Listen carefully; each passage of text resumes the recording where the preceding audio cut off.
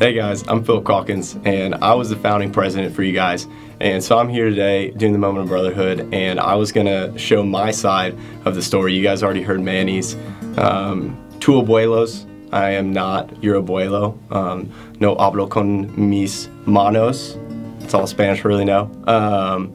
But so I was just gonna tell you my story. And so my story actually starts with me and Will Pope and a dude sitting on a bed.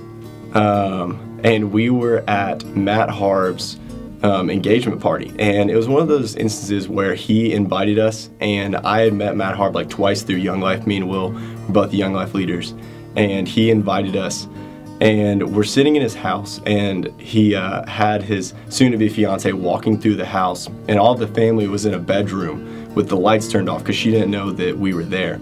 So Will and I were sitting on a bed with this guy, and so we just started talking to him. It turns out his name is Anthony Harb, and he is the president of Knoxville Bucks. And so once he gets down on one knee and all that, we go outside and we start talking to him about what Bucks is, and we're telling him a little bit about what Young Life is. And right off the bat, I initially thought that BYX sounded like a stupid thing. I was like, we do not need a Christian fraternity. What do they even do? That sounds dumb, all that. But after we kind of learned a little more, we probably sat out there. We ended up being the last people outside talking with him about it all. And so we took the knowledge that we had, Will and I, and this was the beginning of my sophomore year. We took that knowledge and we went, and there were only two people that I knew that I'd ever heard about Bucks from, and that was Jimmy and Houston, also Young Life leaders. And we went, and I asked them, and they immediately were like, we don't want to do that. We're Young Life leaders. And so the vision kind of eventually died for me. And from Manny's story, you guys know that I was in the hub one day, and Manny comes in and says, hey man, we want you to come back in this room. So Will and I go back in this room, and we just start telling them everything we know about Bucks. And so the dream for me of BYX, it never really was a dream until that night in that room, because I thought that it was kind of weird, a Christian fraternity, and that it just wasn't going to happen. Everybody that I knew, Will wasn't too crazy about it, and so I just wasn't sure that it was right for us. So after we cough, dude. Ugh. Smoking too much. I'm just kidding. So after we had Skyped Anthony Harb, we all met and we decided that we needed to email nationals, and so I sent a generic email off to nationals. It eventually went to Brian Lee, and he ended up he ended up calling me back when I was in West Virginia.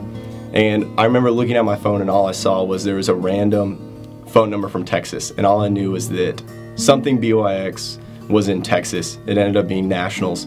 And so I remember talking to him, and he was saying that how normally we only have four chapters a semester that get initiated, or a year that get initiated. I'm just screwing this whole thing up right now. You can backtrack. Yeah, you're tired. There was actually a lot of God's planning, timing in this, because they try and have 4 chapters initiated every single year, started up. And they had just been talking to Western Kentucky, and actually that week they had ended conversation with Western Kentucky for starting a chapter. And so actually Chris Burcham, we later find out, he was the founding treasurer. He ended up trying to start a BYX at UTC in the fall, in the very, very beginning of the fall. And when I first talked to Anthony Harb, and they told him that we couldn't because there were already 4 chapters in mind, and so it was going to have to wait pretty much a whole year. But so we ended up, because of God's timing, being able to do it. And so after talking more and more with him, we decided that the best thing to do was have an informational meeting. And so we tried to get as many guys as we could. We ended up having 35 guys in the hub, and Brian Lee actually came from Texas to meet with us, to talk with us, tell us what it was all about. And I remember that we went to the Yellow Deli, and he thought that that was the weirdest thing ever just because it's the Yellow Deli.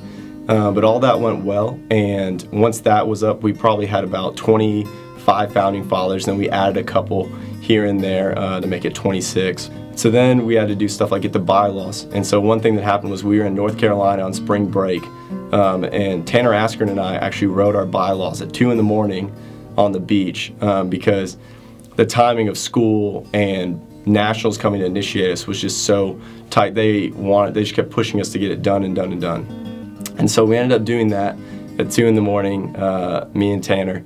And then we came back from spring break, just kept having some meetings, working things out with school.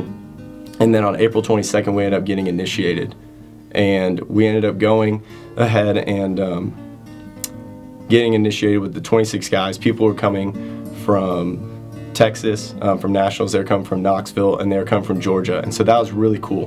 One thing that was hard for me is because I had the Constitution, the big 35-page one, I never really got the full experience of knowing out of pure surprise what initiation had in store.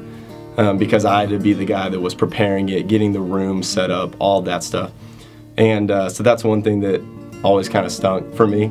But, you know, being able to be the founding president and stuff, you know, I think makes up for it.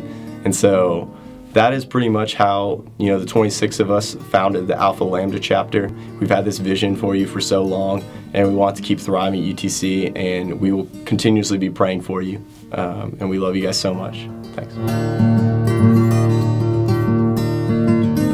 Final shot. Ooh, that Moe's, dude. Nice. So Will Pope and I decided that we were going to destroy BYX from the inside out. That is the main reason why we started a chapter, because Will was actually dating a girl that goes here, and once he broke up with her, Anthony Harb started dating her. So we decided the best way to get back at Anthony Harb was to destroy what he loved most, BYX. So we decided that myself and Will Pope were going to start a chapter. We would infiltrate it, and we would destroy it from the inside out. And then maybe like grow closer to God and stuff. It's second.